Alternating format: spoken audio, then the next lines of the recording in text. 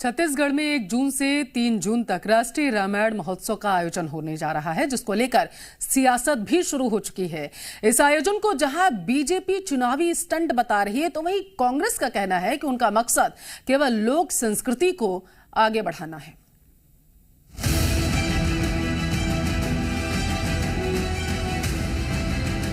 छत्तीसगढ़ में 3 दिवसीय राष्ट्रीय रामायण महोत्सव का आयोजन होने जा रहा है। इसकी जानकारी खुद मुख्यमंत्री भूपेश बघेल ने दी।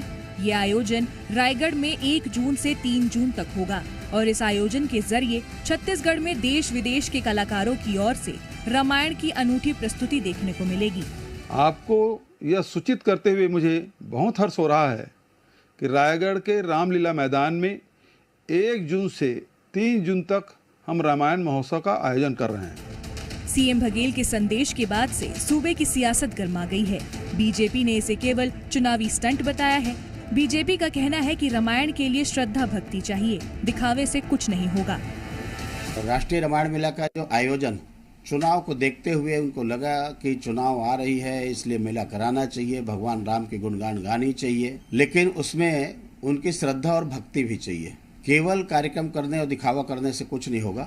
बीजेपी के इस बयान पर सीएम भूपेश बघेल ने पलटवार किया है। इस दौरान वो बीजेपी पर काफी हमलावर नजर आए। राम वनगमन परिपथ अभी शुरू किए हैं क्या?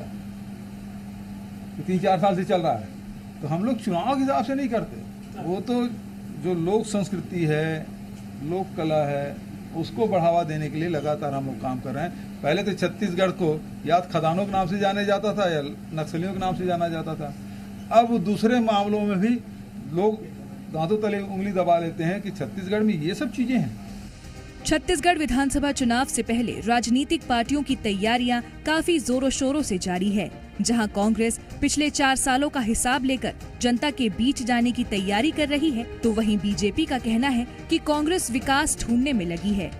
और शुरुआत हम लोग हमारी सरकार 4.5 साल की सरकार की उपलब्धियों को लेकर एक पाटन से 21 मई को भरोसे का सम्मेलन हम लोग करने जा रहे हैं, जिसमें हमने राष्ट्रीय नेताओं को भी आमंत्रित किया है। तो एक बड़ा सम्मेलन होगा, सरकार की उपलब्धियों को बताया जाएगा। भेंट मुलाकात कार्यक्रम उनका जारी है, विकास खोजने के लिए निकले हुए हैं, ढूंढ रहे हैं। महत्वपूर्ण प्रश्न ये है कि आखिर आनंद फानन में शैलजा जी को रायपुर आना क्यों पड़ा। अब महत्वपूर्ण जो बातें हैं लगातार ये आ रही हैं कि उसकी चर्चा नहीं करना है। अब क्या चर्चा हुई ये तो वो लोग जानेंगे, लेकिन बहुत सारे लोग अटकल लगा रहे हैं कि कोई बड़े निर्णय इसमें हुए हैं। जैसे जैसे विधानसभा चुनाव नजदीक आ रहे हैं, प्रदेश में राजनीति का पारा भी बढ़ता नजर आ रहा है। अब चुनावी महाभारत में रामायण पर दावे की सियासत देखने को मिल रही है। ब्यूरो रिपोर्ट, जी मीडिया। और इस मामले पर ज्यादा जानकारी के साथ जी मीडिया संवाददाता रायपुर से लाइव जुड़ चुके हैं रजनी ठाकुर। रजनी, तो एक बार फिर से सियासत के केंद्र में राम आ चुके हैं। बिल्कुल, देखिए छत्तीसगढ़ भगवान राम का ननिहाल कहा जाता है और इतिहास में तो भगवान राम का छत्तीसगढ़ से जुड़ाव रहा ही है, लेकिन वर्तमान में भी अक्सर ये देखने को मिलता है कि भगवान राम के नाम पर सियासत होती है।